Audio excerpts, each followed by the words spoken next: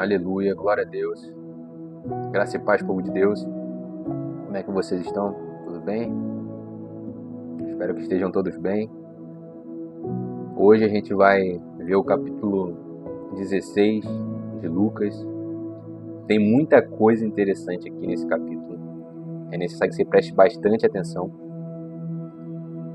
Não somente coisas interessantes, né? Mas também bem difíceis de conseguir interpretar, tá? De primeira. Então, antes de tudo, deixa o seu like aí, inscreva-se no canal, ativa o sininho, compartilhe essa live com mais pessoas também. A live de hoje está sendo gravada, tá? Eu estou em viagem, como eu falei, então deixei gravado para você. Na semana que vem nós já vamos voltar ao normal, né? Estando juntamente com vocês aqui. Mas eu procurei deixar um ambiente assim o mais parecido possível do que tem sido todas as segundas-feiras, tá? Então, você deixa aí o seu joinha também. E outra coisa que eu ia falar que eu acabei esquecendo. Ah, tá. Deixa os comentários. Deixa nos comentários aí. Se tiver alguma dúvida, que eu vou estar olhando depois dos comentários, tá? Então interage aí também, por mais que seja gravado, né? Mas vai ficar registrado aqui pra mim e eu vou poder ver depois. Você também pode me seguir também no meu Instagram, porque lá eu tô largando alguns vídeos, alguns cortes explicando certas partes da Bíblia, né? Agora a gente tem a possibilidade de gravar até 3 minutos, né? Como Reels, né? Shorts também aqui no YouTube. Então dá pra gente trabalhar alguns pontos específicos que eu venho ao longo da história trabalhando. A gente já viu quem é a luz do mundo, quem que representa a luz do mundo, né? Algumas inspirações também que o Espírito Santo vem nos dar. Então deixa nos comentários, porque alguma dúvida que você possa ter, até mesmo dessa aula, ou algum outro texto, eu posso estar vindo a gravar um vídeo depois sobre isso aí. Então é interessante você estar lá também nas redes sociais, acompanhando, amém? E orem pela minha vida que eu quero começar a gravar vídeos mais explicativos, mais vídeos longos, né, de 10 a 15 minutos ali, para mim estar postando aqui para vocês também, tá? Então aqui também no YouTube tem a playlist, né, com a Bíblia dramatúrgica, lida também ali de alguns livros, não estão todos ainda. E aos pouquinhos está construindo isso, está dividido em playlists, tem algumas ministrações também. E nossa jornada em vídeo também de Lucas está aqui também numa playlist. Você que está chegando hoje pode acompanhar, né, pode ir lá ver. Então vai ser gratificante, amém? Então, sem mais delongas, né, já começamos esse primeiro momento, vamos iniciar com uma oração, agradecendo a Deus por tudo, né, por até que Ele ter nos ajudado, sustentado, ter dado a nossa graça, ter dado vida, né, saúde. Jesus amado, te agradecemos por tudo, Pai. O Senhor é o protagonista, Pai, nesse lugar. O Senhor continue queimando em nosso coração, Pai. O Senhor continue abrindo nosso entendimento, construindo, meu Deus, a nossa mente, Pai, para que a gente venha ter cada vez mais a percepção de quem o Senhor é, Pai amado, que venhamos ter a revelação do Filho, que venha revelar o Senhor, Pai. Te agradecemos por tudo, te louvamos, Pai, que o Senhor possa conduzir este momento, Deus, ministrando ao nosso coração a Tua vontade, Pai, a Tua verdade da Tua palavra. Abre os nossos olhos para que a gente venha enxergar o verdadeiro Evangelho. Tira os comichões dos nossos ouvidos para que nós venhamos escutar as Suas instruções, Pai amado.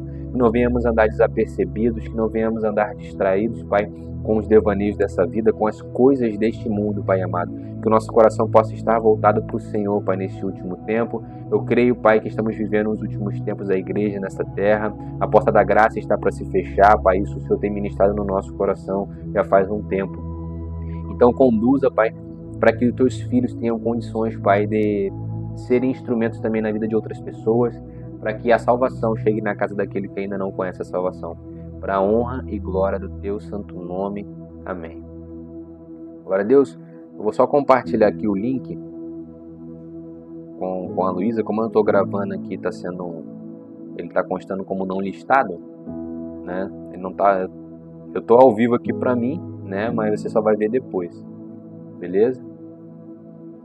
Então, deixa eu só compartilhar o link com ela aqui e a gente já começa, tá?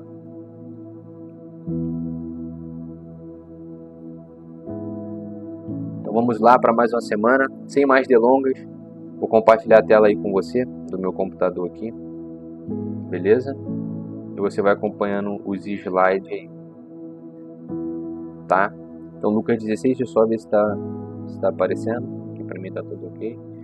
Lucas 16, vamos para mais esse capítulo abençoado e bem difícil de interpretar, convenhamos. Então esse capítulo 16 de Lucas, ele já vai iniciar com a parábola do mordomo infiel. Amados, essa é uma das parábolas mais enigmáticas que tem nos evangelhos sinóticos e uma de mais difícil interpretação também, tá? Porque aqui tem muitas figuras e chega num momento que parece que ela está se contradizendo, parece que Jesus está elogiando uma atividade injusta, uma atividade ruim. E a gente vai ver, né, que não é isso. E a gente vai destrinchar ela aqui para que fique bem claro no seu entendimento. Tá? Então essa parábola aqui eu meditei muito, não é de hoje, tá? Já tem outro vídeo aqui no YouTube que eu larguei no ano passado, se eu não me engano, quando eu estava fazendo umas lives com um grupo fechado de estudo, né? E quando eu não conseguia fazer com eles no Google Meet ali, eu deixava gravada a aula e lançava aqui no YouTube. Então tem o capítulo 16, que é absurdamente difícil a interpretação. Hoje eu consegui ter uma percepção que eu não tive no ano passado, mas mesmo assim tem sempre coisas que a gente tem que analisar e é bem complicado. Então vamos lá para o versículo 1. Eu vou ler a passagem e a gente vai pausando e falando em alguns pontos. Então diz assim, e dizia também aos seus discípulos, havia um certo homem rico, o qual tinha um mordomo, e este foi acusado perante ele de dissipar os seus bens. Então nesse primeiro versículo a gente consegue ver aqui dois personagens dessa parábola. Um homem que Jesus fala que era rico e um mordomo, tá? Que foi acusado de dissipar os bens desse homem rico. E ele chamando-o, disse-lhes, que é isso que ouço de ti? Presta contas da tua mordomia, porque já não poderás ser mais meu mordomo. Então esse rapaz aqui, esse mordomo infiel, ele ia ser mandado embora, ele ia ser demitido, tá? E o mordomo disse consigo, que farei, pois, que o meu senhor me tira a mordomia? Cavar não posso, de mendigar tenho vergonha. Então vamos fazer uma pausa aqui, só para a gente entender um pouquinho dessa atribuição de mordomia.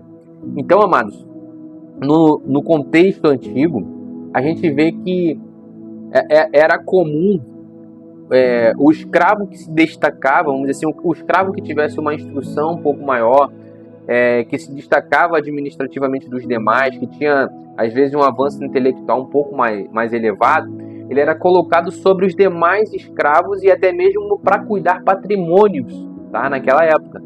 Então, essa atribuição se chamava mordomia. Então, ele não era senhor de tudo, mas ele cuidava da casa de seu senhor. Ou seja, ele era um cargo de alta confiança. Então, esse homem rico, ele colocou esse rapaz para cuidar de tudo que ele tinha. E ele ficou sabendo o quê? Que esse mordomo estava dissipando os seus bens, ou seja, estava espalhando os seus bens. Não estava cuidando com zelo. Em várias passagens, Jesus vai dizer que nós devemos ser bons mordomos daquilo que pertence ao reino, dos bens que pertencem ao reino, vamos dizer assim. Ou seja, são coisas espirituais. Então, ser bom mordomo para Jesus é você cuidar com zelo daquilo que foi lhe confiado. Então, todos nós recebemos talentos, sejam naturais, sejam dons espirituais, que nós devemos cuidar e nós prestaremos contas. Então, é nesse cenário que Jesus está usando essa parábola. E está trazendo isso. Para eles era muito comum na época. Tiago, cita um exemplo de mordomo na Bíblia. José, inclusive foi esse exemplo que eu usei na última live. José foi colocado como mordomo na casa de Potifar. Você lembra? Então ele cuidava de todos os bens da casa de seu senhor. Porque ele era alguém que tinha uma certa vocação, uma certa habilidade, um certo depósito, um certo dom, um certo talento natural. Então, isso era costumeiro na época. Então, esse mordomo aqui, ele era alguém infiel. Ele não estava sendo fiel ao seu senhor, não fazia jus ao que essa atribuição requeria dele, vamos dizer assim, tá? Então, quando ele percebeu que ele ia ser mandado embora, que ele ia perder a mordomia, perder o emprego dele, esse cargo, vamos dizer assim, ele falou, cavar eu não posso, e de mendigar tenho vergonha. Então, ele sabendo que ia ser mandado embora, o que ele faz? Ele se antecipa. E a gente vai ver a astúcia dele aqui, tá? E a diligência que ele teve. Então o dono pediu, presta contas. Provavelmente ele ia colocar outro em seu lugar, quando pediu para prestar conta. Então ele teria que prestar conta de tudo que ele estava trabalhando, todos os trabalhos, enfim. É fazer como se fosse um organograma do que ele fazia diariamente, tá? Trazendo para os nossos dias atuais para que fique bem claro para você. Aí o mordomo teve uma ideia. Ele, sabendo que ia perder o seu emprego, perder a sua mordomia, ele falou assim, eu sei o que eu vou fazer, para que quando eu for desapossado da mordomia, me recebam em suas casas. Então não foi algo imediato, foi como se fosse um aviso de desemprego, né? Ele foi avisado, está no aviso, cumprindo o aviso. Então ele falou assim, ó, quando eu for desapossado, eu sei o que eu vou fazer, para que me recebam em suas casas. E chamando assim cada um dos seus devedores do seu senhor, olha só o que ele fez. Disse ao primeiro, quanto deves ao meu senhor? E ele respondeu, 100 medidas de azeite. E disse-lhe, toma a sua conta e assentando-te já escreve 50. Então, esse devedor, ele devia 100 medidas de azeite. Guarde isso no teu coração. E esse mordomo infiel chegou para ele e falou assim, ó, bota aí 50 e me paga a metade disso. Então pagou 50. Olha isso. E disse-lhe depois a outro, e tu quanto deves? E ele respondeu, 100 alqueires de trigo. E disse-lhe, toma a tua conta e escreve 80. Então ele deu ali como se fosse um alívio na dívida. Tá conseguindo entender isso? Então aqui o primeiro devia 100 medidas de azeite, e esse aqui 100 alqueires de trigo, tá? Não entrei no consenso de medidas, amados. Isso aí tu consegue pesquisar depois. Escrever, existem várias teorias quanto a quanto significa essas medidas. Eles falam que equivalia a mesma quantidade em denários, tá? Que passava de um ano de trabalho. Essa medida toda, essa quantidade que eles deviam, era mais de um ano de trabalho. Eram 500 denários, mais ou menos, o cálculo que é feito, tá? Eu não entrei nesse consenso porque eu quero pegar a essência da parábola, beleza? E louvou aquele senhor, o injusto mordomo, por haver procedido prudentemente. Olha só isso aqui, ó. Porque os filhos deste mundo são mais prudentes na sua geração do que os filhos da luz. Amados, aqui começa a dar um nó na nossa cabeça. Porque até o versículo 7, a parábola tá tranquilo de entender. A gente consegue ver um mordomo infiel.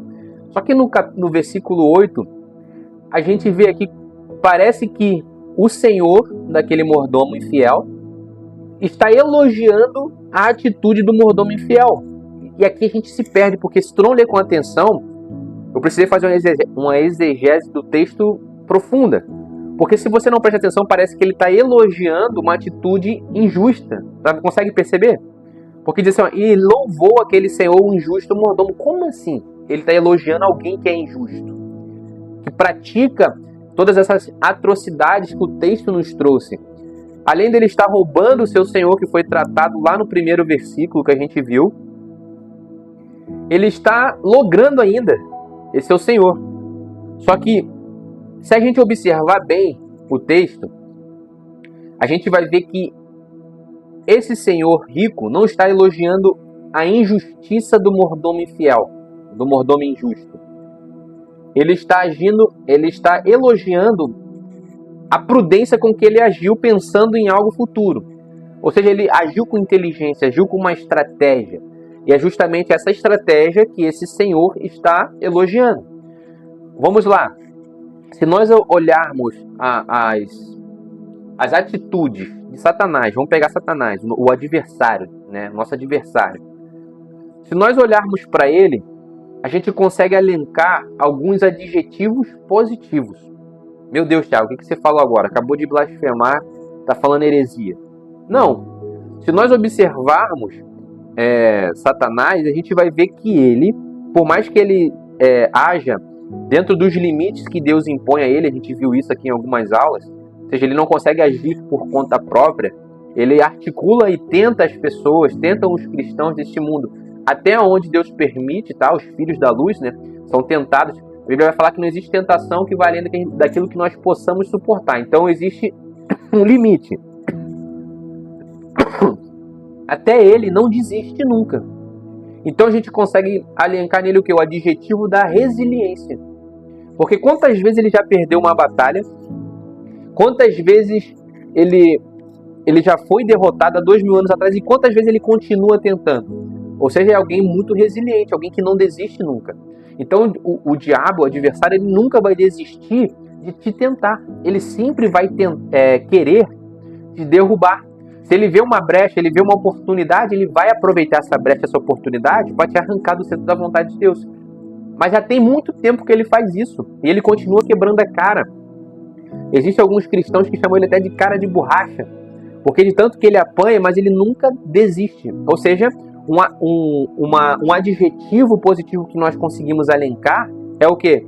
Resiliência, alguém que não desiste nunca. Esses atributos estão presentes na forma como o diabo age, ele e seus adeptos. Organização, porque o reino das trevas é organizado.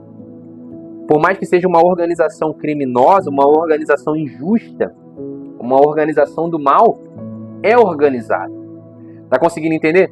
Então aqui também, por mais que esse mordomo seja infiel, seja injusto, alguém com qualidade, nem são qualidades, né? Alguém que tem uma índole ruim, um caráter ruim, ele agiu com prudência. E aqui ele faz um contraste, ou seja, os filhos das trevas são muito mais prudentes que os filhos da luz, porque eles agem sempre o quê? Pensando no dia de amanhã, uma preparação do presente que vai o quê? Preparar ele para o futuro. Então aqui, esse mordomo infiel, ele gerou o quê, amados? Um gatilho da reciprocidade. Se você estudar um pouco mais sobre marketing, técnicas de venda, você vai ver que existe um gatilho, que fala-se muito sobre gatilho de escassez, gatilho da reciprocidade, gatilho do contraste, da ancoragem. Então, todos isso são técnicas de venda que são utilizados hoje para gerar gatilhos no nosso homem primitivo. Então, quando a gente compra algo, a gente não compra aquilo ali usando o lado racional do cérebro, mas usando o lado emocional do cérebro. A venda é muito emoção. Então, um bom vendedor, ele vai saber ativar esse lado emotivo, tá? Do seu cérebro. Então, ele usa gatilhos mentais para extrair e fazer com que você siga o caminho que ele quer que você te conduzir. Então, esse mordomo infiel, ele gerou nos devedores do seu senhor o gatilho da reciprocidade. O que quer dizer esse gatilho?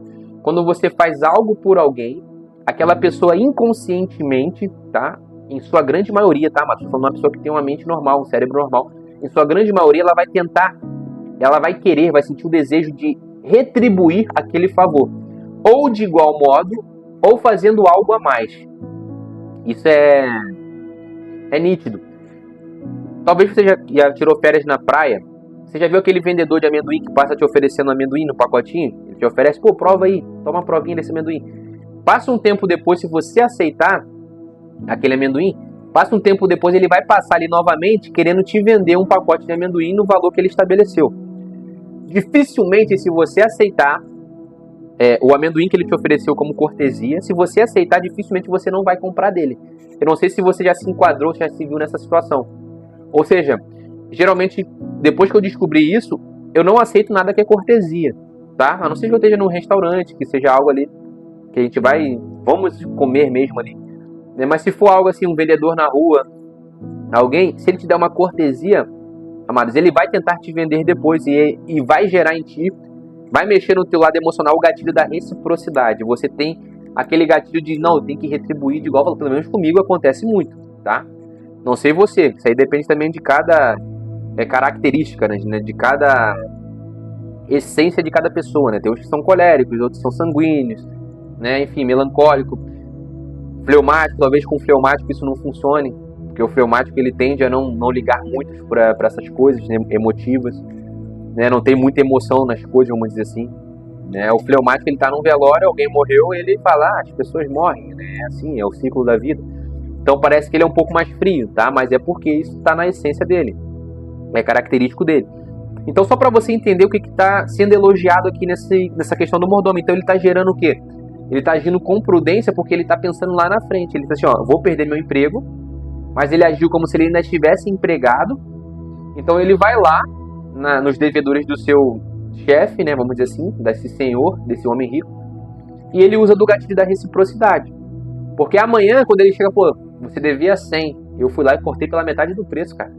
Pô, você me recebe na tua casa? Com que cara ele não receberia esse mordomo? Por mais que ele seja infiel. Tá entendendo? Então, pelo menos por um tempo, ele ia tentar retribuir aquilo que esse mordomo um dia fez por ele. Ainda mais naquela época, tá? Então, guarda isso no teu coração. Então, o que esse homem rico está elogiando não é o fato dele ser ladrão, do mordomo injusto ser ladrão, tá roubando, dissipando seus bens. O que ele elogiou foi o que? A prudência com que ele agiu e a inteligência com que ele tomou essa atitude, se preparando para o dia de amanhã. Ele poderia ficar chorando, enfim. Ele poderia tomar N atitudes. Ele não, ele se prepara para o dia mau. Então ele está chamando o quê? Os filhos das trevas são mais prudentes que os filhos da luz. Muitas das vezes os filhos da luz não são tão prudentes quanto esse mordomo, ou seja, não tem tanta astúcia. Conseguiu entender? Então, quando você pega a palavra prudente aqui no original, Márcio, como você pode ver, você deve ter lido aí já enquanto eu falava, ele vem dessa palavra aqui, ó, porônimos, tá? Prônimos, que significa inteligente, sabedoria, prudente, ou seja, atento aos seus interesses.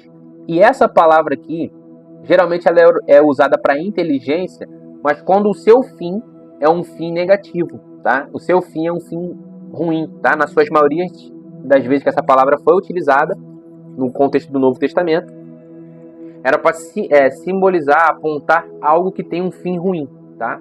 Então, uma inteligência usada para o mal. É que nem, vamos dizer assim, ó, o estelionatário. Até embolou um pouco a palavra. É o cara que logra outras pessoas. Ele usa da sua inteligência para tirar vantagem do próximo.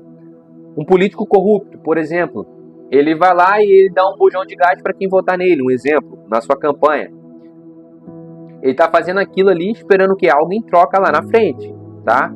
Que é o voto. Então lá na frente ele se corrompe, começa a desviar dinheiro público, coloca laranjas para poder isso ficar encoberto.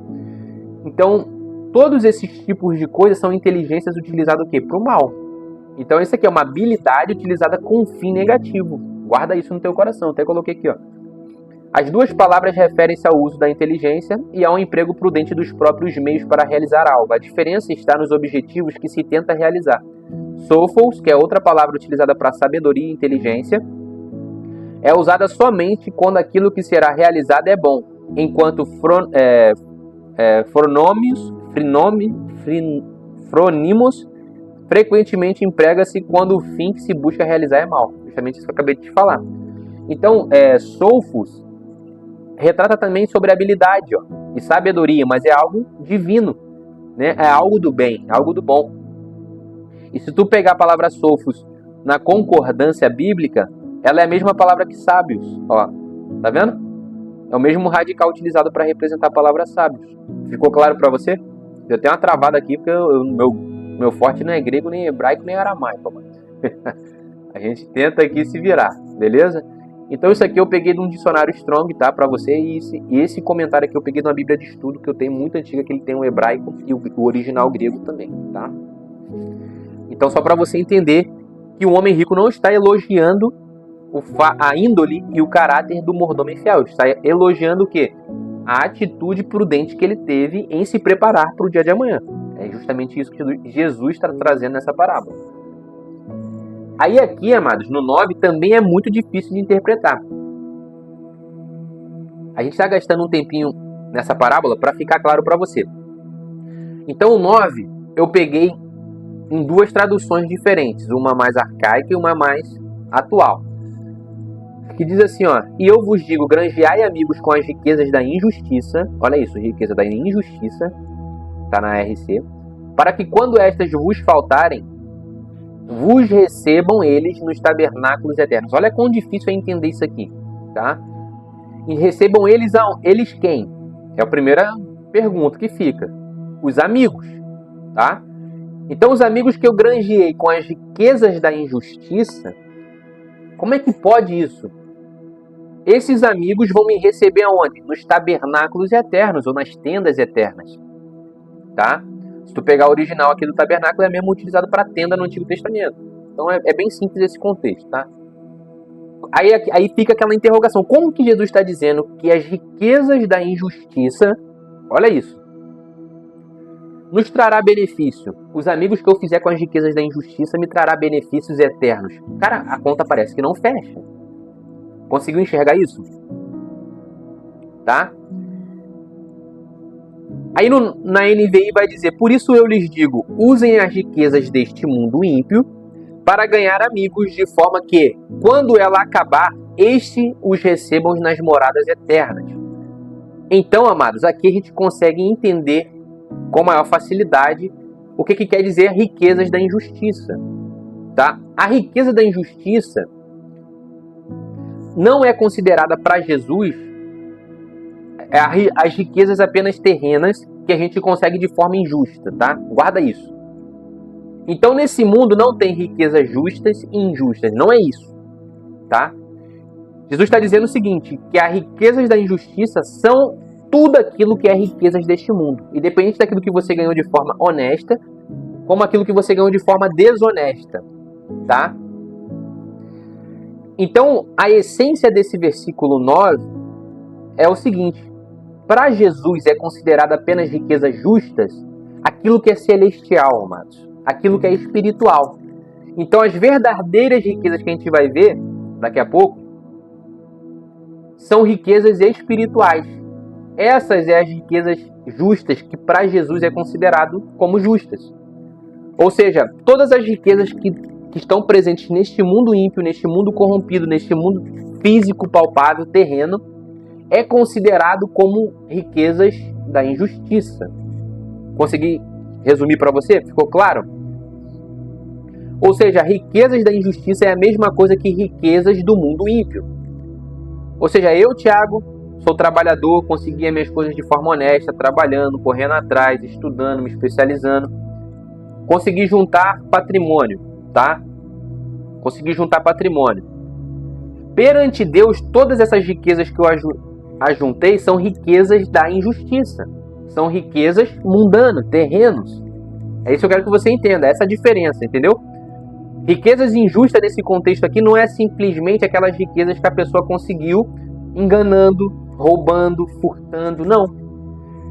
Aquilo que a gente conseguiu com suor também é considerado riquezas da injustiça, porque é o que, amados? É matéria, é palpável, está nessa esfera mundana, está na esfera corruptível. Agora, o que é considerado riqueza da justiça para Deus? É aquilo que é espiritual, aquilo que não se vê. Ou seja, quando eu faço o bem ao próximo, como eu sou amigável, amoroso ao próximo, eu pratico amor ágape a alguém, quando eu busco sabedoria do alto, entendimento do alto, quando eu procuro conhecer a Deus, reconhecê-lo, eu estou juntando o quê? Riquezas espirituais.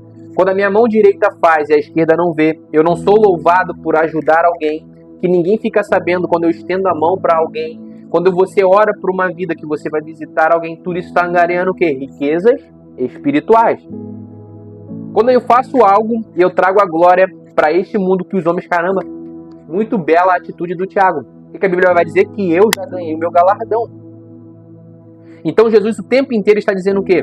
Se preparai para as bênçãos futuras, para aquilo que é eterno, para as riquezas da justiça, que são riquezas espirituais.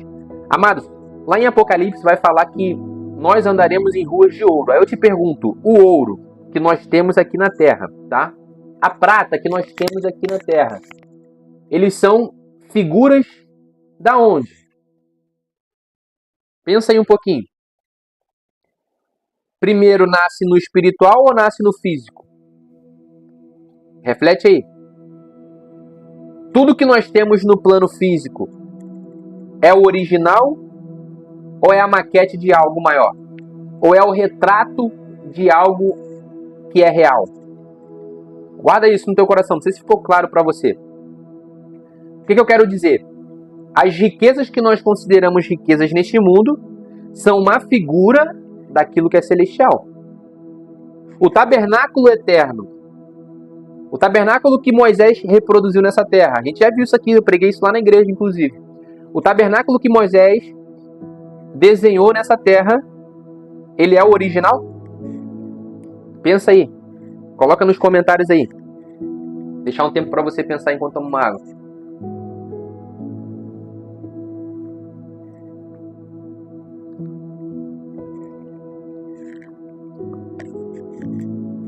Comentou aí? Respondeu?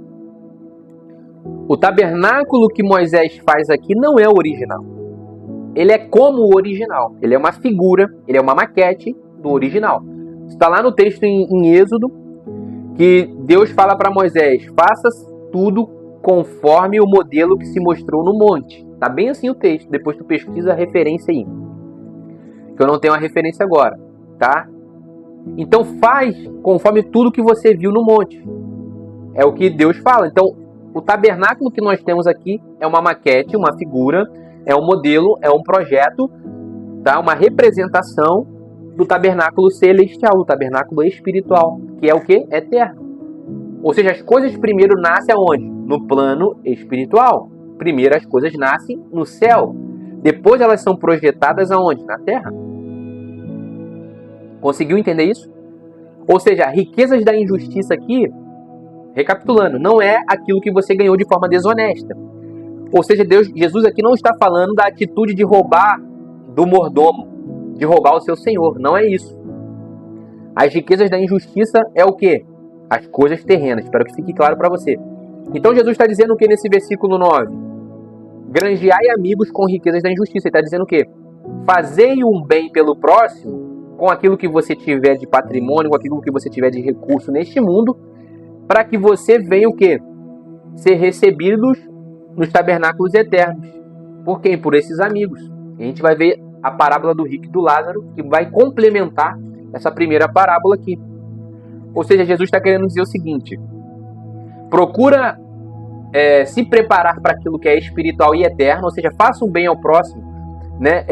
Invista o seu recurso no reino, nas coisas do reino, sem esperar nada em troca para essa vida ainda, mas sim esperando o quê? Um galardão celestial.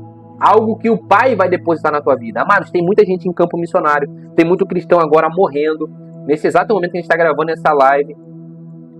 Tem muita gente entregando a sua vida por esse evangelho, por Cristo Jesus. Isso é real. Isso é real. Isso está acontecendo agora exatamente nesse mundo.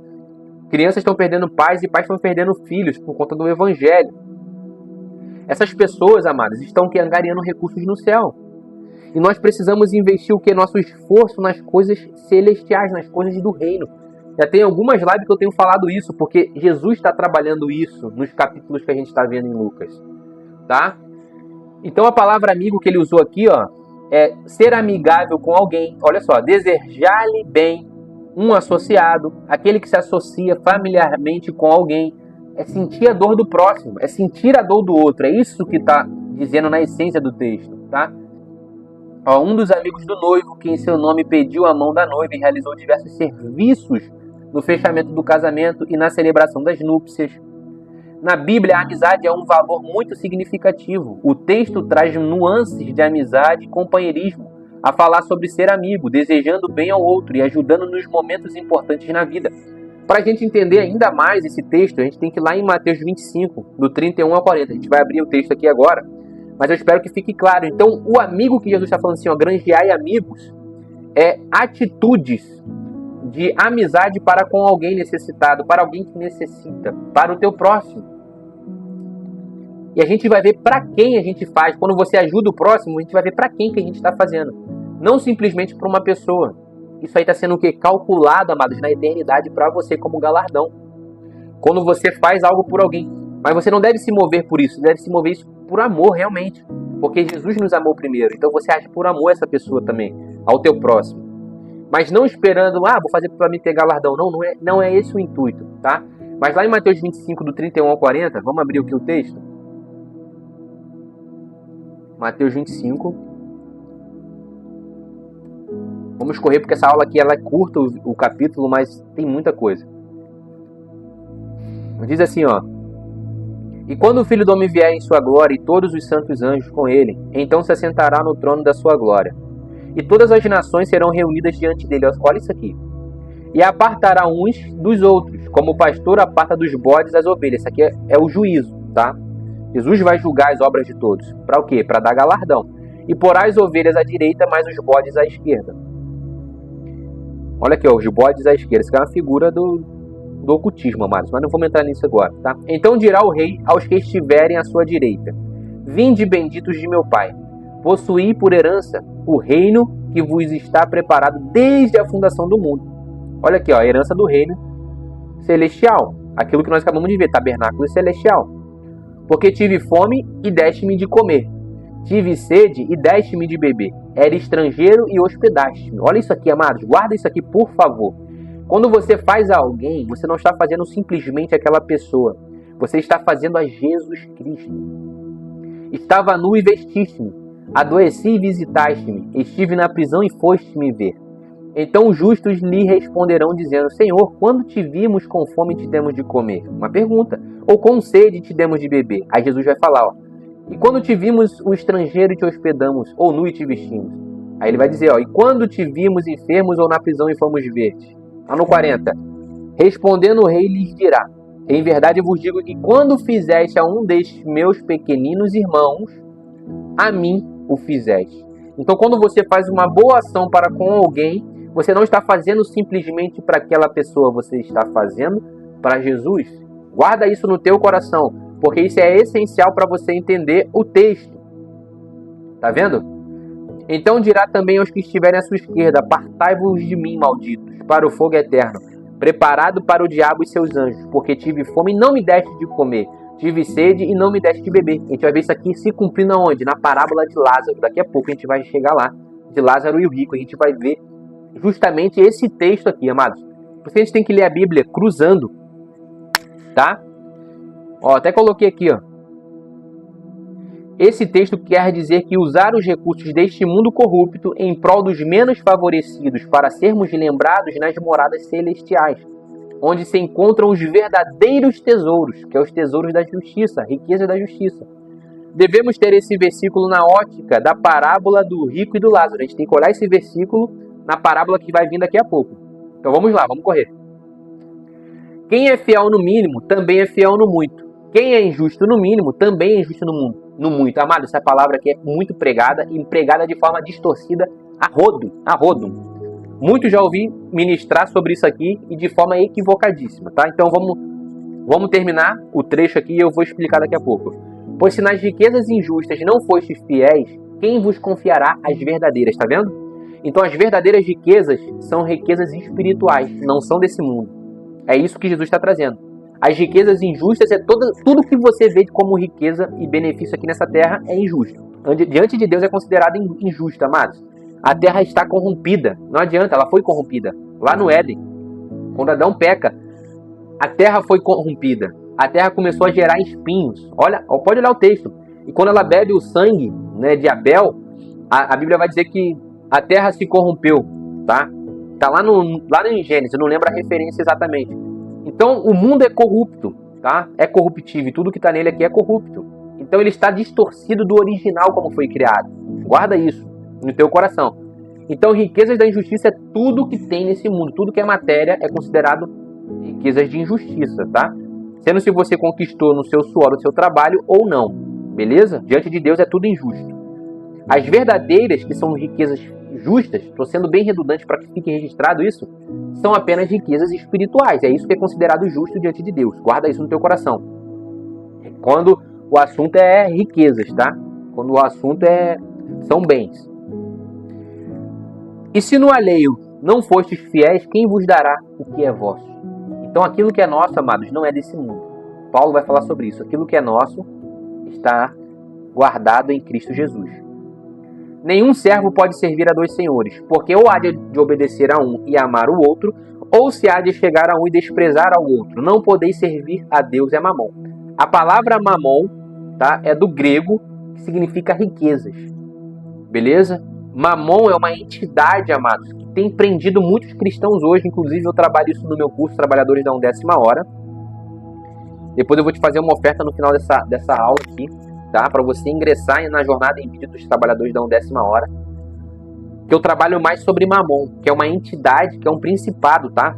Ele atua em governança e liderança, e ele atua na parte do dinheiro, tudo que envolve a parte de corrupção, dinheiro, riqueza, pessoas que se movem para riquezas apenas atrás de prosperidade, pessoas que se movem correndo atrás dessa doutrina maligna que surgiu no século XX para cá, que ficou muito mais forte, estão presos a Mamon, que é uma entidade, amados.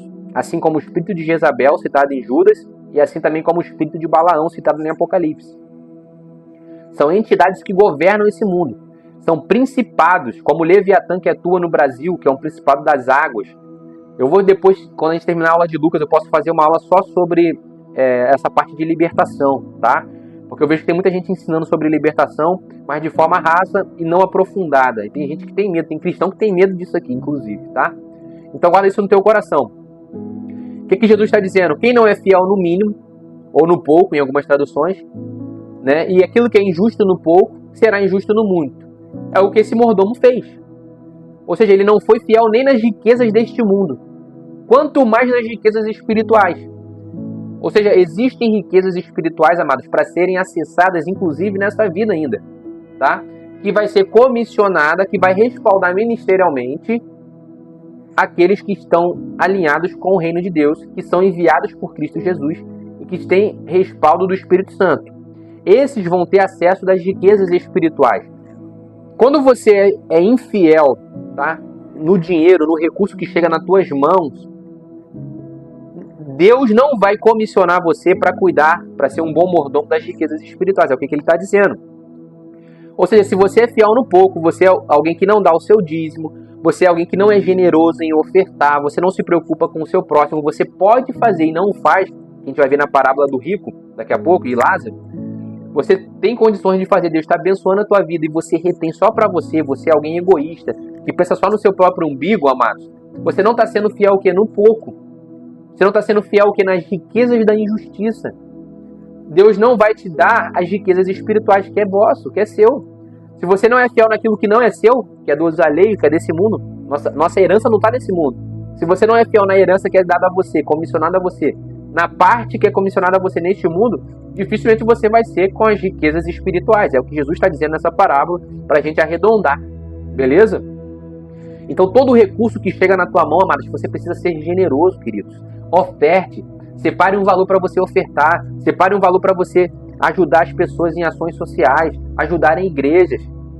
Amém? O reino de Deus é um só.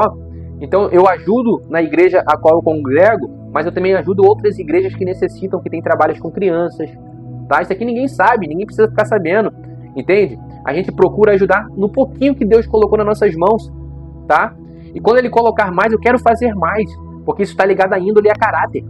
Então quem não é fiel no pouco, não vai ser no muito. Se você não é dizimista ganhando R$1.000, você não vai ser dizimista ganhando R$100.000. Pode ter certeza disso. Porque o dízimo é uma medida justa, que prova tanto o coração do pobre, quanto o coração de quem tem muito, de quem é rico. Conseguiu entender isso, amados? Quem não dizima sobre R$1.000, quem não dizima sobre um salário mínimo, não vai dizimar sobre quando tiver mais. Pode ter certeza. Queridos, eu sempre fui dizimista. Desde a época que eu era jovem aprendiz, que eu ganhava R$390, quando Deus multiplicou meu salário. Eu continuo sendo dizimista. Por várias vezes na minha vida eu pensei em parar de dizimar, porque às vezes eu não concordava com a forma que estava sendo aplicado o recurso, com a forma que o pastor não estava aplicando o dinheiro, eu não concordava, com a forma que era ensinado a questão do dízimo. Mas nem por isso eu parei de dizimar, porque Deus falou comigo, o teu compromisso não é com o que Ele está dizendo, eles vão prestar conta do que eles estão fazendo com o recurso que você está dando. Mas você vai prestar conta se você está sendo fiel àquilo que eu determinei, que eu estabeleci. Então o dízimo, ele blinda o nosso coração de mamão. Ele blinda o nosso coração da avareza, da ganância. Então, o dízimo torna o nosso coração o quê? Generoso. A oferta torna o nosso coração generoso, amados. Então o dízimo, ele era previsto o quê? Na lei de Moisés, amados. Eu não estou dizendo para você seguir porque está na lei, não é isso. Mas eu vejo que é uma atitude que blinda o meu coração da ganância, da avareza, de correr atrás das coisas deste mundo, da ambição desenfreada.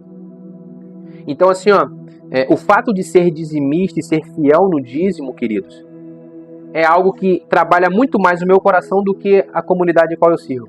Entende?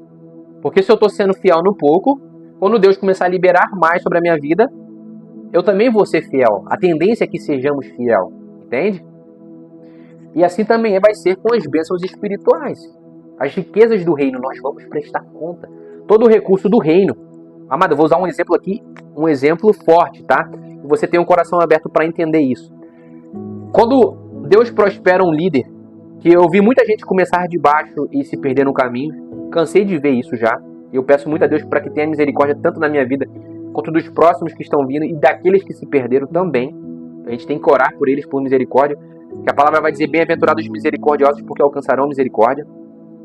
Eu já vi muita gente que recebe muito recurso, tem um destravar financeiro, um rompimento financeiro, e a pessoa começa a gastar com um monte de coisa que eu vejo assim que ela poderia estar aplicando esse dinheiro em outras partes no reino.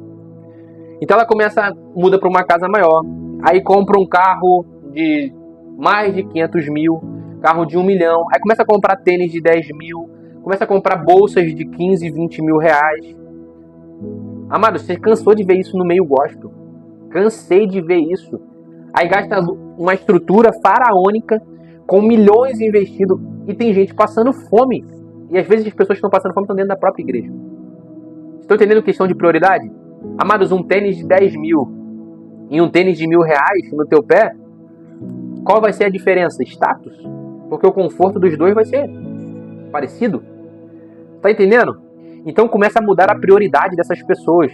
Eles estão sendo o quê? Um mau mordomos dos recursos que Deus colocou na mão deles. Então Deus não vai confiar o quê?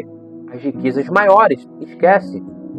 Porque eles não estão sabendo o que é administrar. Ser bom mordomo é ser um bom administrador. Tá?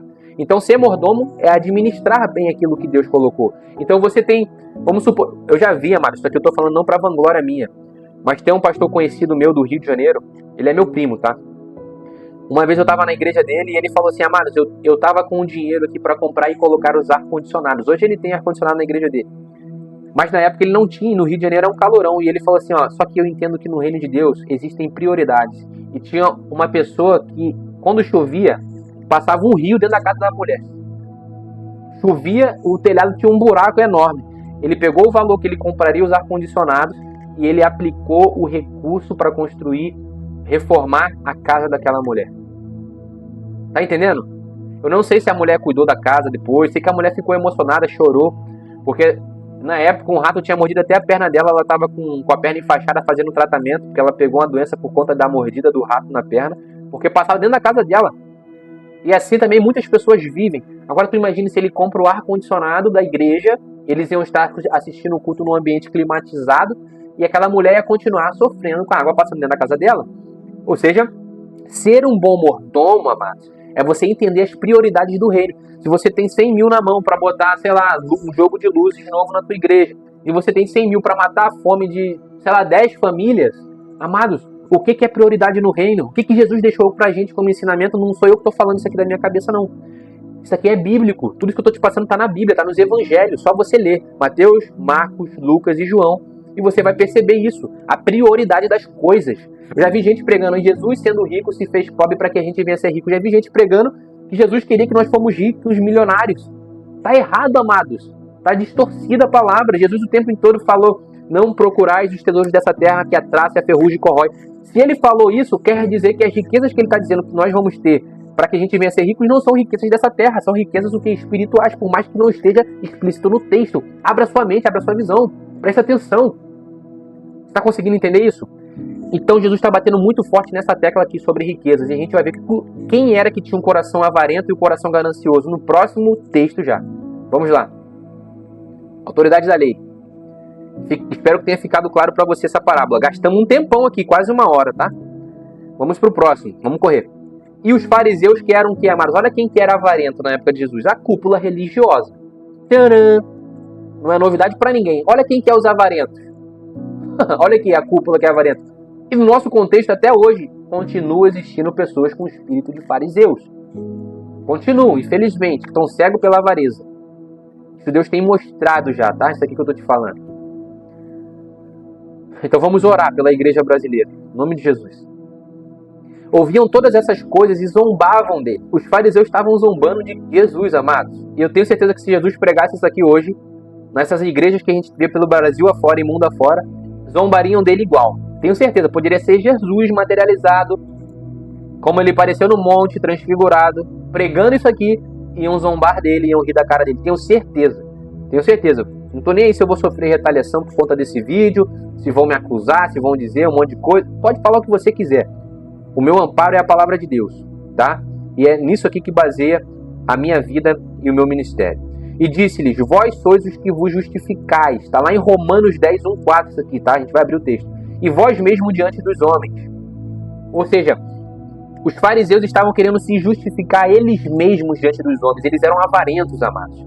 Mas Deus conhece o vosso coração, porque o que entre homens é elevado, perante Deus é abominação. É aquilo que a gente falou, riquezas da injustiça. Aquilo que perante os homens é algo, uau, meu Deus, que lindo essa estrutura, que lindo esse trabalho. Perante Deus é o que? Abominação, amados. Deus não se vislumbra com estrutura, Deus não se vislumbra com, sei lá, com jogos de luzes, Deus não se vislumbra com nada disso, tá? Isso para Deus não é nada, tá? Quem se vislumbra com isso é o homem, a gente se vislumbra, a gente, eu tô me incluindo, porque por muito tempo a gente fica, uau, poxa, seria massa pregar ou ministrar numa igreja como essa. Amados, isso não é foco do evangelho e a gente vai ser cobrado por isso, tá? A lei e os profetas duraram até João. Desde então é anunciado o reino de Deus e todo homem prega força para entrar nele. Tá? Vamos abrir Romanos 10, 1 ao 4 para a gente ver esse texto aqui. Que os fariseus, os religiosos da época de Jesus, eles procuravam a sua própria justiça, que é terrena, tá? E rejeitaram a justiça de Deus. Olha aqui o tema, ó. Os judeus rejeitam a justiça de Deus. É Paulo falando aos Romanos. Irmãos, o bom desejo do meu coração e a oração a Deus por Israel é para a sua salvação. Porque eles dão testemunho de que tem zelo de Deus, mas não com entendimento. Eles têm zelo, eles cuidam das coisas de Deus. Eles eram praticantes da lei de Moisés, cuidavam da lei, guardavam a lei, procuravam guardar, mas não com entendimento. Porquanto, não conhecendo a justiça de Deus e procurando estabelecer a sua própria justiça, não se sujeitaram à justiça de Deus, porque o fim da lei é Cristo, para a justiça de todo aquele que crê. Todo aquele que crê em Jesus Cristo é justificado pelo seu nome, amados. E o fim da lei se encerra em Cristo Jesus. Ou seja, os fariseus não quiseram a verdadeira justiça, que estava em Cristo. Eles rejeitaram a justiça de Deus e procuraram estabelecer o que? A sua própria justiça. Conhece gente assim, que faz justiça com as próprias mãos? É justo, mas é justiça o quê? Segundo a lei desse mundo. Conheço muita gente que fala, mas o fulano merece porque fez isso, isso e isso. Está julgando conforme a justiça desse mundo, amados. A justiça de Deus não é conforme a nossa justiça. Estão entendendo? Devemos procurar a justiça que vem do alto, não a terrena. E os fariseus estabeleciam a sua própria justiça. Eu conheço um monte de gente que faz justiça. Pessoas justas, honestas, trabalham bem. Conheço um monte de pessoas bem-sucedidas, inclusive terrenamente, mas que não lê Bíblia, que estão vivendo um evangelho raso, estão longe do coração de Deus. E na sua própria fala, eles falam isso. Não se preocupa com as almas, se preocupa com o que as pessoas fazem. E se elas erram, são implacáveis. Errar com elas é uma vez só. Entende? São pessoas justas perante os homens, mas são injustas perante Deus, infelizmente. Estão entendendo isso? Guarda isso no teu coração, queridos. Chega a me dar uma indignação. Tá? Então a lei de Moisés e os profetas duraram aqui, até João Batista, que foi aquele que preparou o caminho. Quando Cristo surge, o Messias surge, terminou a lei, porque Jesus não veio abrogar a lei. Está lá em Mateus 5, do versículo 14 ao 17, se eu não me engano, depois tu procura. Ele fala assim, ó, não vim abrogar a lei, mas vim cumprir a lei. Ou seja, Jesus cumpre a lei e estabelece a sua justiça, a justiça de Deus neste mundo, e nós somos justificados não pela lei de Moisés, mas somos justificados pela fé em Cristo Jesus. Guarda isso no teu coração. Isso aí a gente tem que pegar para falar só sobre justiça de Deus, que isso é muito forte, tem crente que não sabe sobre isso. Beleza? E é mais fácil passar o céu e a terra do que cair um tio da lei. Está em Mateus 5, 17 e 18. Ó. Eu errei o versículo, é 17 ao 18. Que diz, não cuideis que vim destruir a lei ou os profetas, não vim abrogar, mas cumprir. Porque em verdade vos digo que até que o céu e a terra passem, nem um jota ou um tio se omitirá da lei, sem que tudo seja cumprido. Vamos correr mais, que já passou uma hora quase. Porque o fim da lei é Cristo, Romanos 10, que a gente acabou de ler, para a justiça de todo aquele que crê. Sabemos, porém, que a lei é boa, se alguém dela usa legitimamente. Então a lei é boa se você cumprir ela de capa a capa. São 613 estatutos. Quer tentar cumprir? Vai lá. Quer tentar se justificar pela lei de Moisés, pelo judaísmo? Pode ir lá. Tenta a sorte. Só um conseguiu, que foi Jesus. Qualquer que deixa sua mulher e casa com outra, adultera. E aquele que casa com a repudiada pelo marido, adultera também. O que Jesus está dizendo para eles? Jesus está estabelecendo a nova aliança. Tá? Ou seja, a antiga ia deixar de valer. Está lá em Romanos 7, do 1 ao 6. Vamos abrir? Romanos 7, do 1 ao 6. Não sabeis vós, irmãos, pois pelo que falo aos que sabem a lei, para judeu, que a lei tem domínio sobre o homem por todo o tempo que vive. Ou seja, todo o tempo que o homem está vivo, a lei tem domínio sobre ele. Aí ele começa a fazer essa analogia que Jesus está usando aqui. Porque a mulher que está sujeita ao marido, enquanto ele viver, está ligada pela lei, a aliança. A aliança, está ligada pela aliança, pelo casamento. Mas morto o marido, que nesse caso aqui é a lei de Moisés, a antiga aliança, está livre da lei do marido, ou seja, da lei passada. De sorte que, vivendo o marido, será chamada adúltera se for do outro marido. Então, se a lei, a antiga aliança, estava vigente e os judeus praticassem outra coisa, assim, que não fosse segundo a lei que estava vigente, a aliança que Jesus tinha firmado com Abraão, eles estariam o quê? Em adultério. Então eles iam lá, adoravam outros deuses estranhos, eles adulteravam, porque eles quebravam a aliança com Deus. Jesus fala muito isso sobre os profetas. Inclusive Oséias, no profeta de Oséias, ele vai trabalhar muito sobre isso. E ele faz o profeta casar com uma prostituta para mostrar na prática o que o povo estava fazendo com ele. Tá? Em Zacarias também traz um texto sobre isso. Mas olha o que ele fala. Será chamada adúltera se for de outro marido. Mas morto o marido, livre estar da lei. E assim não será adúltera se for do outro marido. Assim, meus irmãos, também vós está mortos para a lei do corpo de Cristo, para que sejais doutro daquele que ressuscitou de entre os mortos, a fim de que demos fruto para Deus. Porque quando estávamos na carne, as paixões dos pecados que são pela lei operavam em nossos membros para darem fruto para a morte. Mas agora estamos livres da lei, pois morremos para aquilo que em estávamos retidos, para que sirvamos em novidade de espírito e não na velhice da lei. Ou seja, para a gente entrar na nova aliança é necessário o que? Nascer de novo. É necessário deixar a velha criatura e assumir a nova identidade em Cristo Jesus. É necessário morrer para nós mesmos. Pegar nossa cruz, seguir a Jesus e morrermos. Ou seja, crucificados com Cristo e ressuscitados com Ele. Paulo vai trabalhar muito forte isso em suas cartas. Ou seja, a gente morre para a lei, para a antiga aliança. Então, se a gente está morto para a antiga aliança, nós não temos mais aliança com ela. Logo, nós estamos livres para viver o que? Um novo casamento, que é com Cristo Jesus, que é a igreja. Casado o que? Com Cristo na nova aliança. Olha aqui, ó, que diremos, pois é a lei pecado? De modo nenhum, mas eu não conheci o pecado senão pela lei, porque eu não conheceria a concupiscência se a lei não dissesse, não cobiçarás. Romanos 7, amados, vai encerrar lá em Romanos 8:1. Tá? Depois você lê 7 e o 8. A carta de Romanos é muito forte, é algo muito poderoso. Amém? Então guarda isso no teu coração. Então Jesus está trazendo justamente isso nesse texto. Ele está dizendo assim, ó, eu estou tentando estabelecer a nova aliança e vocês não vão entrar, porque vocês não querem. Então os judeus permaneceram o quê? Na esfera da antiga aliança, e até hoje eles estão nessa esfera. Tá? E eles não estão sendo justificados, não alcançaram a justiça de Deus. É o que Paulo fala lá em Romanos 10, do 1 ao 4. Tá? Então Jesus está tratando isso aqui que a gente viu em Romanos 7, do 1 ao 6. Ficou claro? Vamos tomar mais uma água aqui. Vamos para a última etapa então, amados. Eu espero que tenha ficado claro para você. Tira um print dessa tela, lê depois com calma, revise essa live, porque tem muita coisa profunda, queridos. Eu ia precisar de mais de uma hora, bem mais de uma hora, para trabalhar todos esses conceitos de forma esmiuçada. E muito mais. E umas 4 horas, só para a gente trabalhar cada conceito que a gente abordou aqui. Beleza? Então vamos para o último trecho desse capítulo magnífico de Lucas 16, que a gente viu a riqueza de detalhe que tem, que é a parábola do rico e Lázaro, que vai complementar a parábola do mordomo infiel, beleza?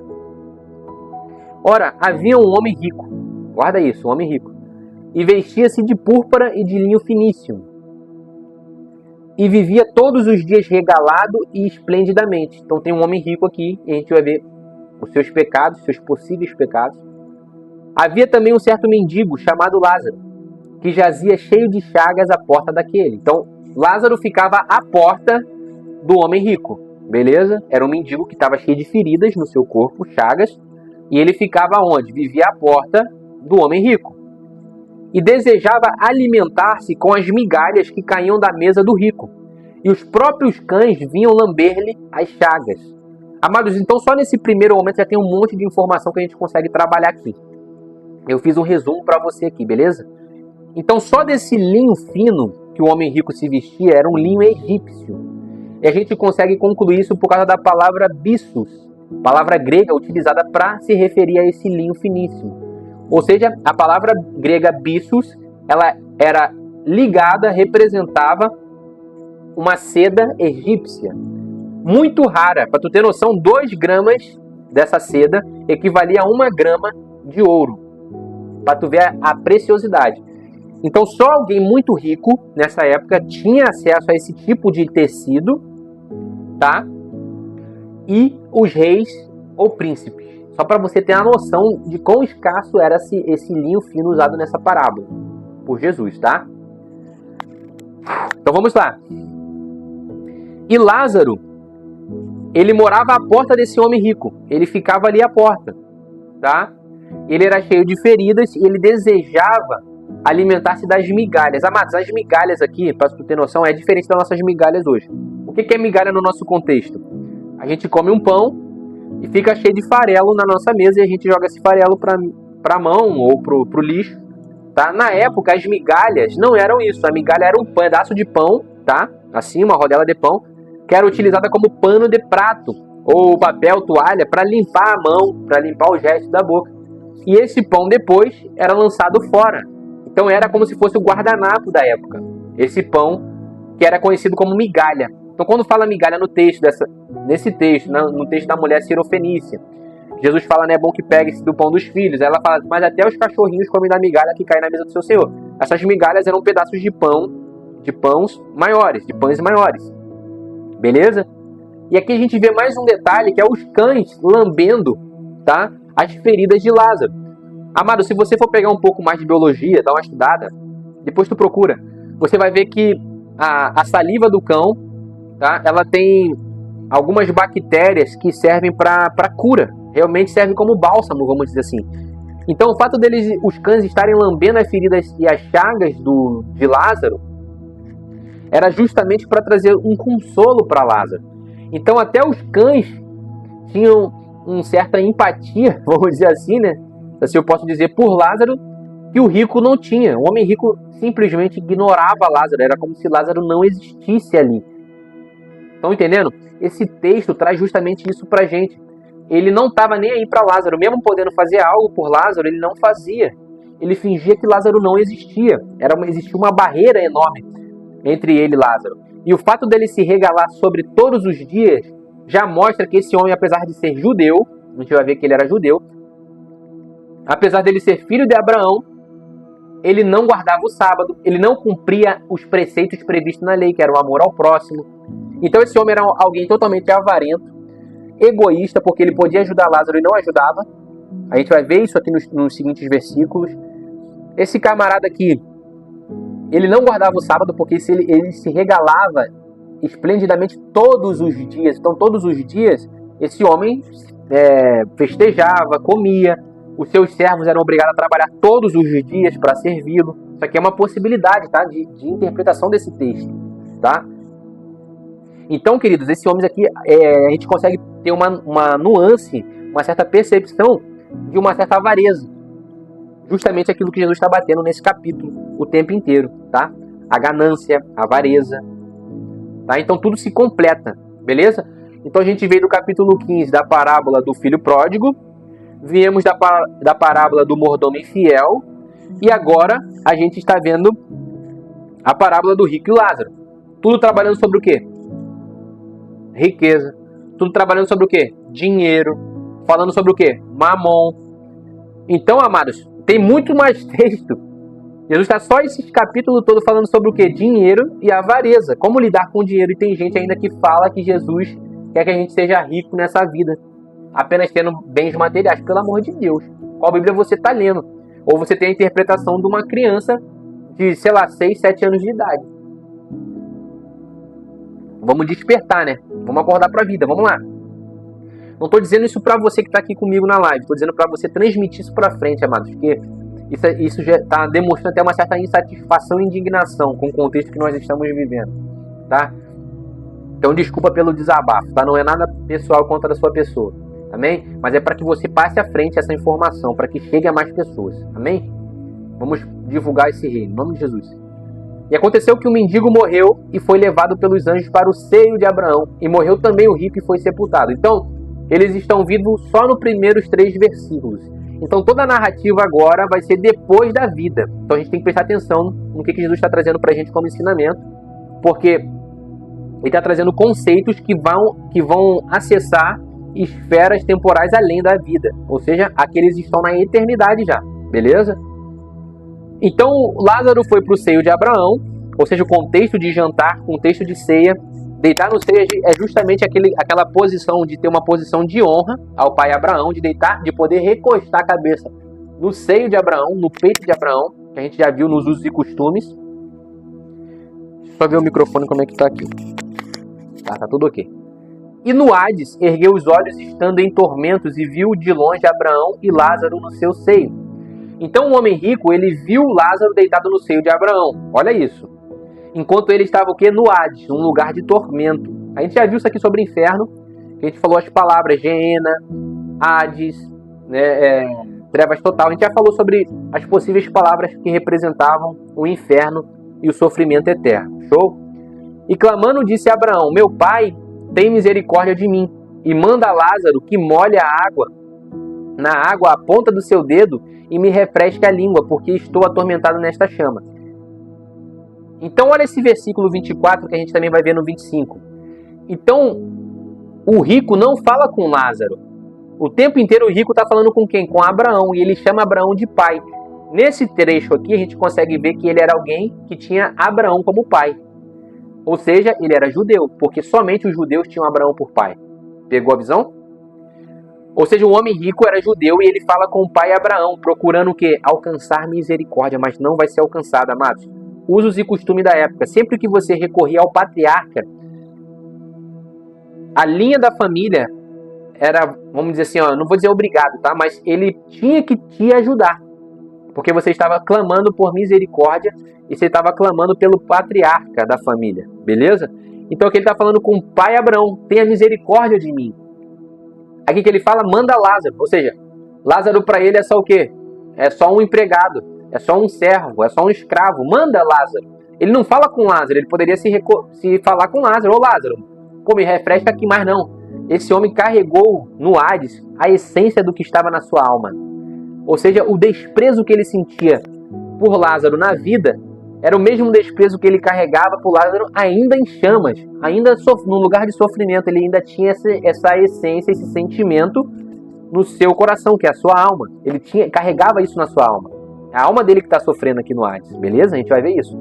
Somos seres tricotômicos, alma, corpo e espírito. A nossa alma é que vai para a eternidade, ou vai para o céu, ou vai para o inferno, a nossa alma. Porque o espírito é o sopro de vida.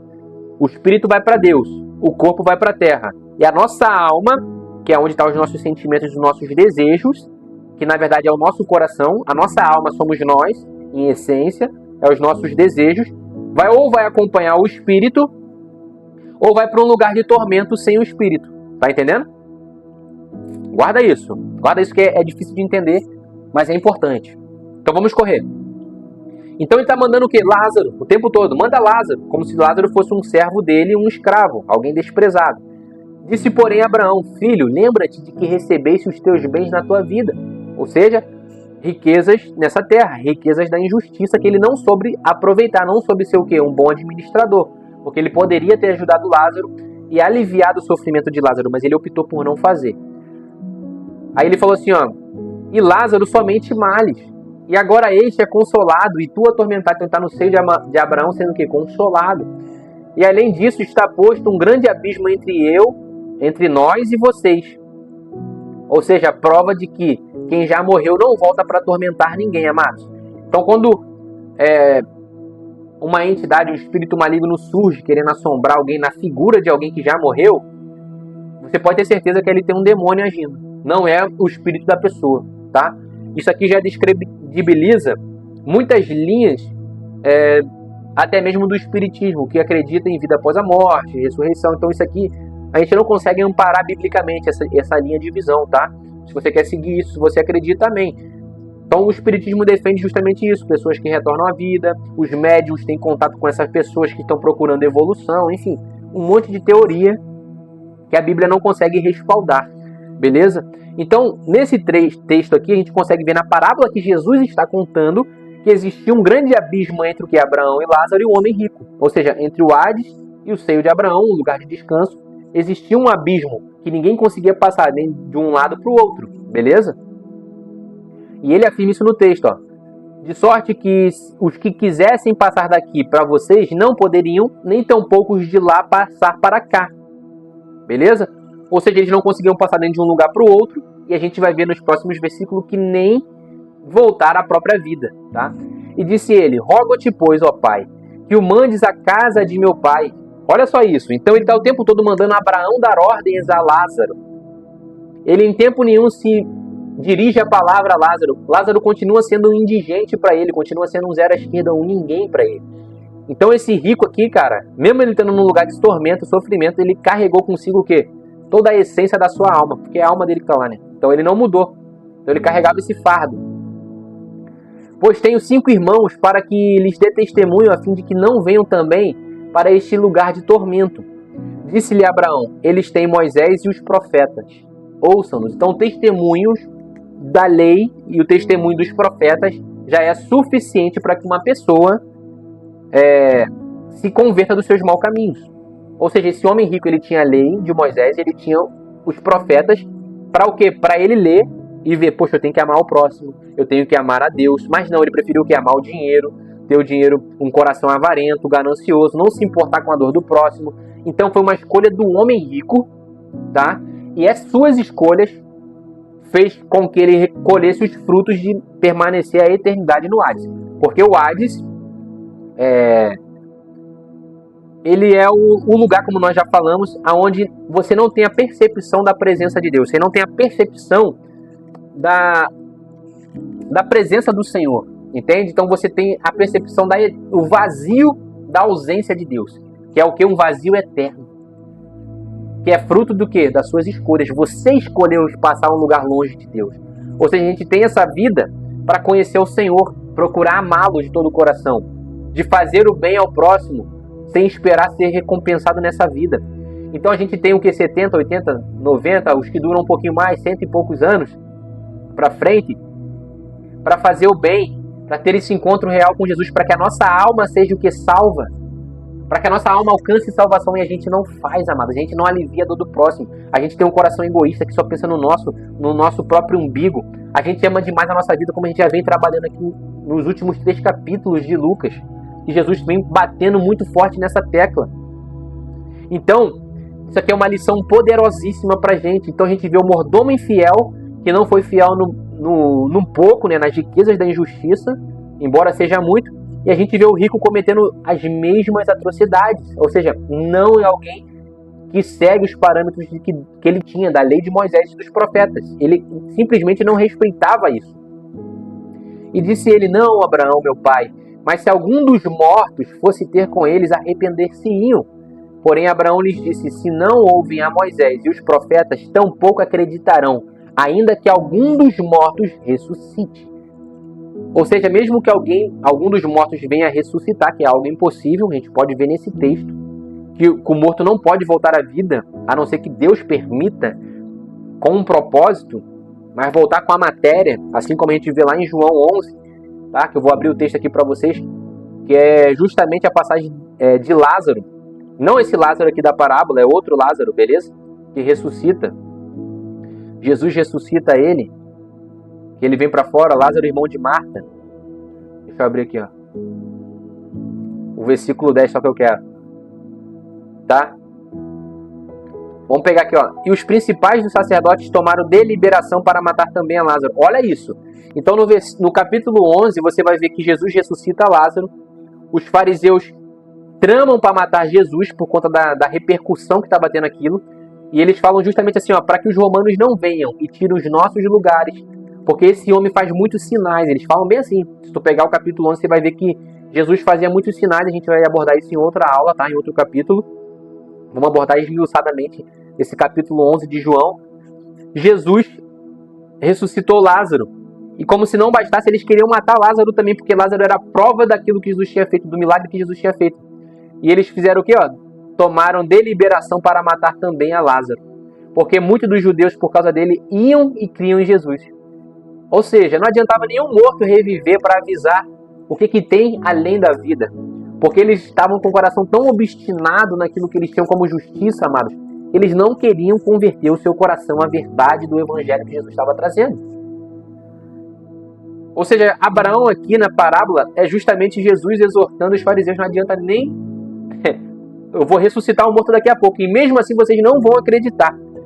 Ou seja, os irmãos desse homem rico não acreditariam de igual modo. Se eles não acreditam na lei de Moisés e nos profetas, eles não vão acreditar em mais nada. Então a lei de Moisés e os profetas eram suficientes para eles serem justificados na aliança a qual eles estavam vigentes, tá? Que eles tinham como vigência naquela época. Amém, queridos? Então, para encerrar essa aula, amados, eu vou voltar aqui para você. Deixa eu botar aqui a tela compartilhar a tela com você. Então, para encerrar essa aula, né, eu vou passar um vídeo para você aqui, que é um vídeo muito forte que o Espírito Santo me trouxe. Um vídeo justamente sobre você refletir sobre a vida após a morte, sobre para onde nós iremos após essa vida, tá? Então se desapega das coisas terrenas, queridos. Não estou dizendo que você não deve trabalhar, que você não deva sonhar, que você não deva ter ambição. Tenha essa ambição, conquiste, mas quando isso chegar até as suas mãos, seja generoso, reparta com o reino. Reparta com as pessoas que fazem parte do corpo de Cristo, com as coisas do reino. Invista o seu recurso no reino de Deus para que o evangelho seja mais propagado, para que o evangelho alcance mais pessoas. Invista no reino de Deus, porque um dia todos nós prestaremos contas daquilo que nos foi confiado. Tanto as riquezas da injustiça, que são as riquezas deste mundo que a gente viu, quanto as riquezas da justiça, que são as riquezas celestiais, que é o que para Deus importa. Prestaremos contas, queridos, dos nossos dons, dos nossos talentos. Todos nós prestaremos contas, todos um dia, tá? Então fica com esse vídeo agora, que é um vídeo justamente que vai tratar sobre vida após a morte, tá? Então fica com o vídeo aí. Ouve aí. O que essas pessoas viram antes de partir?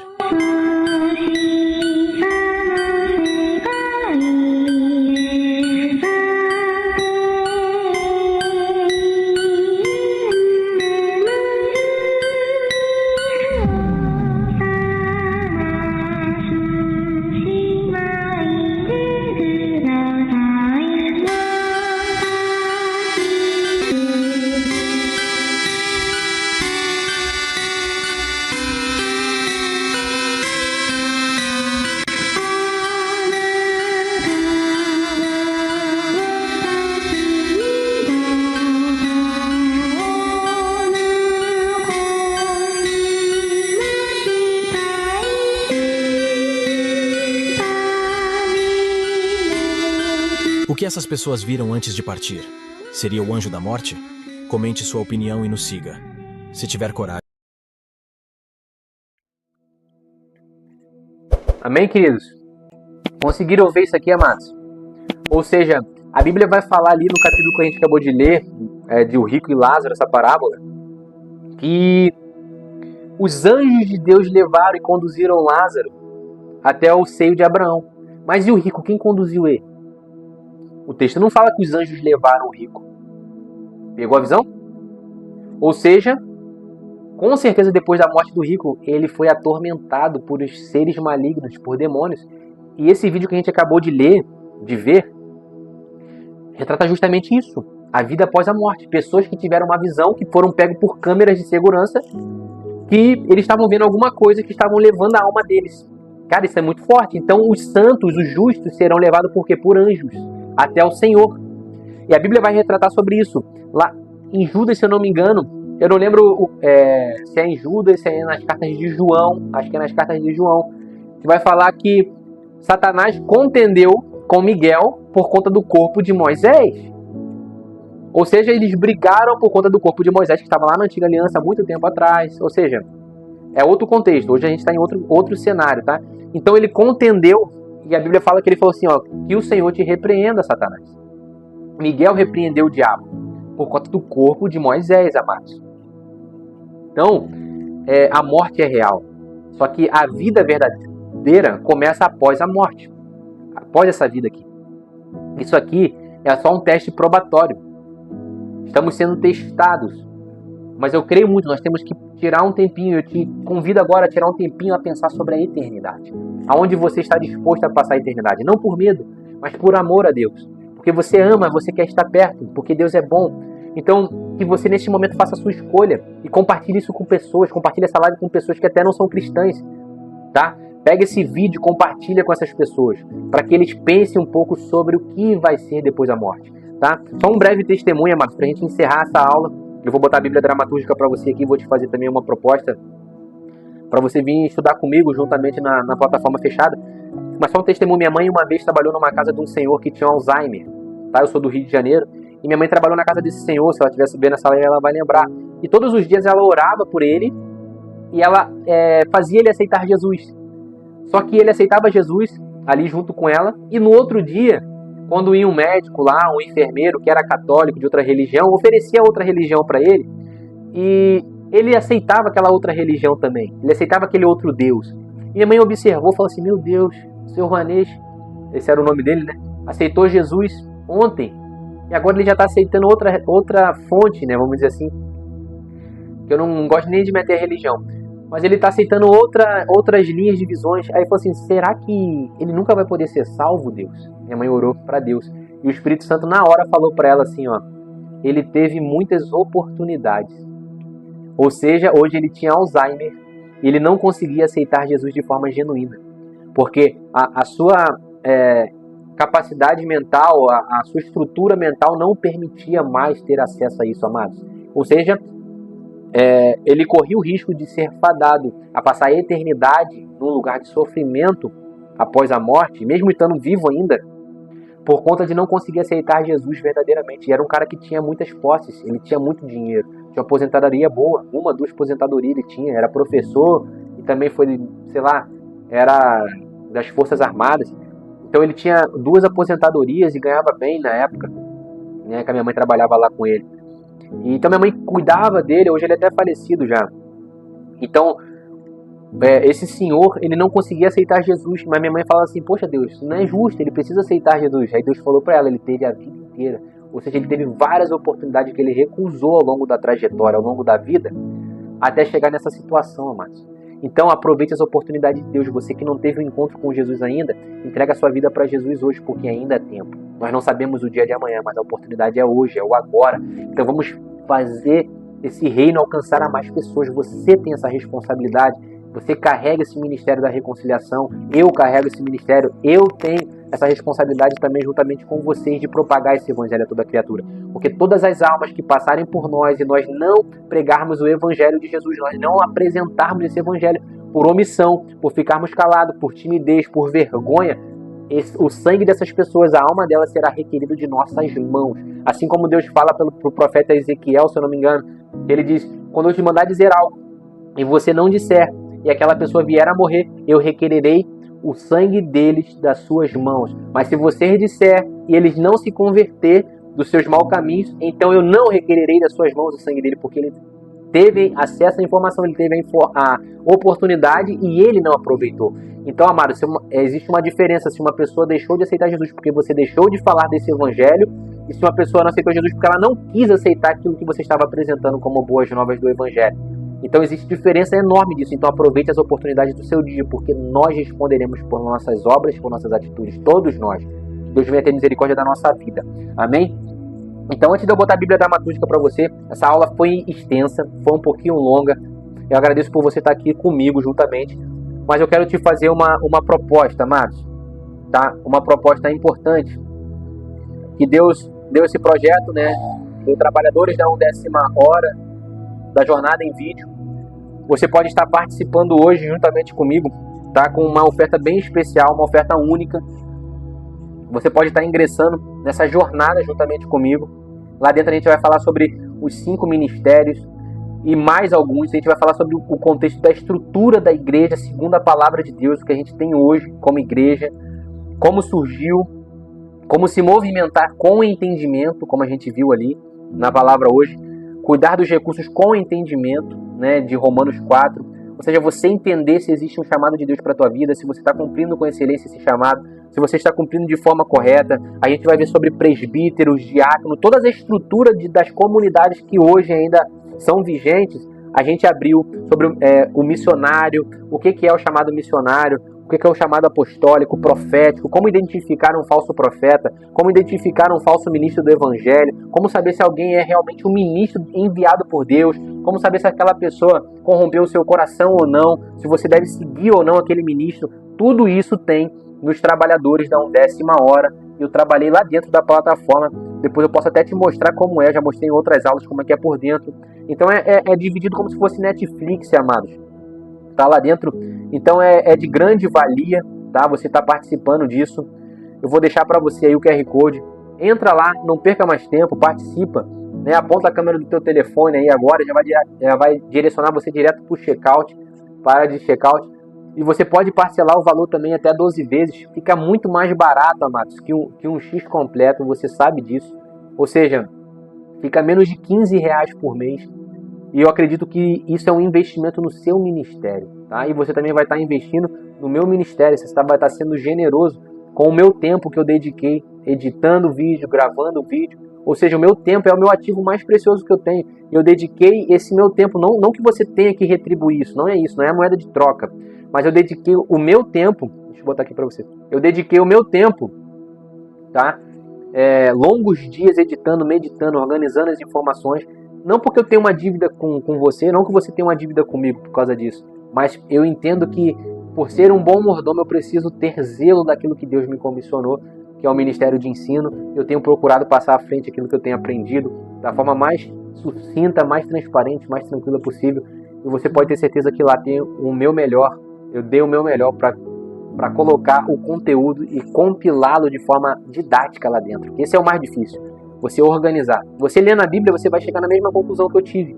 Mas eu levei 5 anos, já estou no 5º ano que eu estou estudando a Bíblia fervorosamente, amado. Desde 2021 eu comecei essa jornada. E até hoje eu vou estudar e ainda vou levar um longo tempo estudando a Palavra de Deus, porque sempre tem coisas novas surgindo. Né? E eu organizei essas informações para o quê? Para facilitar a sua caminhada, para ser um facilitador na tua trajetória. Então, se você quiser estar junto com a gente na plataforma, a gente tem lá também um formulário, você pode estar preenchendo, tirando dúvidas, tá? Eu procuro sempre atender o máximo possível, atender o corpo de Cristo, né? E você que tem essa necessidade, você que sente que tem um chamado de Deus para a tua vida, você que sente estar sendo enganado por alguém, ou você segue alguém e quer saber se aquela pessoa é genuína de Deus ou não. Amados, muita gente, eu ouvi muitos testemunhos de um descortinar que ocorreu por entrar nessa jornada em vídeo, por estar aprendendo, saber a essência do verdadeiro evangelho. Eu te garanto, amados, que você não vai se arrepender. E se você se arrepender, você tem 7 dias para entrar na plataforma, ver se é para você, se o alimento serve para você ou não. Se você não se identificar, você pode solicitar reembolso. A própria plataforma te reembolsa, tá? Então você tem 7 dias úteis para você testar e ver se é para você ou não. Se você não gostar, achar que não, Thiago, não gostei, não me identifiquei, amém. Você solicita um reembolso, tá? E vida que segue. Amém, queridos? Então que Deus abençoe a tua vida. Então fique agora com a Bíblia dramatúrgica em áudio. Vou botar para você aí. Espero que essa aula tenha sido gratificante e tenha acrescentado na sua vida. Amém? Então, até a próxima semana. Essa aula ainda está sendo gravada. Na próxima semana eu quero muito estar com vocês ao vivo, tá? Aqui novamente na segunda-feira às 20 horas. Então, forte abraço. Compartilha para que chegue para mais pessoas. E Deus te abençoe. E fique agora com a leitura dramatúrgica do livro de Lucas, capítulo 16. Disse Jesus também aos discípulos: Havia um homem rico que tinha um administrador, e esse lhe foi denunciado como quem estava a defraudar os seus bens. Então, mandando chamar, lhe disse: Que é isto que ouço a teu respeito? Presta contas da tua administração, porque já não podes mais continuar nela. Disse o administrador consigo mesmo: Que farei? Pois o meu senhor me tira a administração. Trabalhar na terra não posso. Também de mendigar tenho vergonha. Eu sei o que farei, para que quando for demitido da administração, me recebam em suas casas. Tendo chamado cada um dos devedores do seu senhor, disse ao primeiro: Quanto deves ao meu patrão? Respondeu ele: 100 cados de azeite.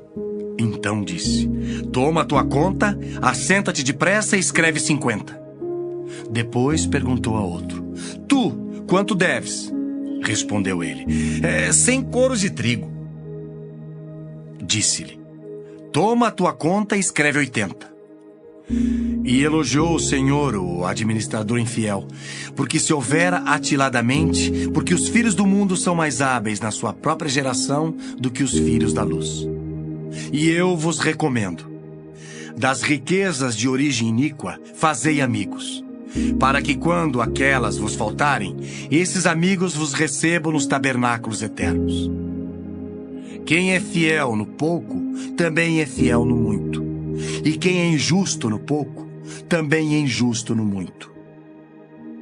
Se, pois, não vos tornastes fiéis na aplicação das riquezas de origem injusta, quem vos confiará a verdadeira riqueza?